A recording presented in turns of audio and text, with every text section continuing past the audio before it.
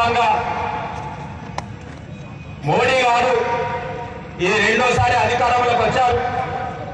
మొదటిసారి అధికారంలోకి వచ్చే ముందు ఈ భారతదేశ ప్రజలకు నాకు అధికారంలోకి తీసుకొస్తే 2 కోట్ల ఉద్యోగాలు ఇప్పిస్తా ఉన్నారు. నీ మాట మీద నిలబడే భారతదేశ నిరుద్యోగ ప్రజలు సతమతమవుతా ఉంటే ఏం చేస్తా ఉన్నావు మోడీ గారు? ఇక్కడ మతోన్మాదాన్ని పెంచి పోషిస్తూ అసలు మన భారతదేశ సార్వభౌమ అధికారాన్ని తుంగలో తొక్కే విధంగా నువ్వు చేస్తా ఉన్నావు. కాబట్టి మీరు ఈ వక్ఫ్ బోర్డు తీర్మానం దేనికి చేస్తామో మాకు ఏమర్థమైతే లేదు. వక్ఫ్ బోర్డుకు సంబంధించి 9 లక్షల ఎకరాల వక్ఫ్ బోర్డుకు ఉన్నది. అదే నీ ఆర్ఎస్ఎస్ కోసమా లేకుంటే బీజేపీ కోసమా?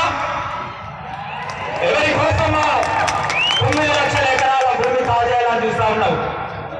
ఇప్పటికైనా మోడీ గారు మీరు మన్న బలముండడానికి చేసిన ఈ వక్ఫ్ బోర్డు తీర్మానాన్ని వెంటనే వెనక్కి తీసుకోవాలి.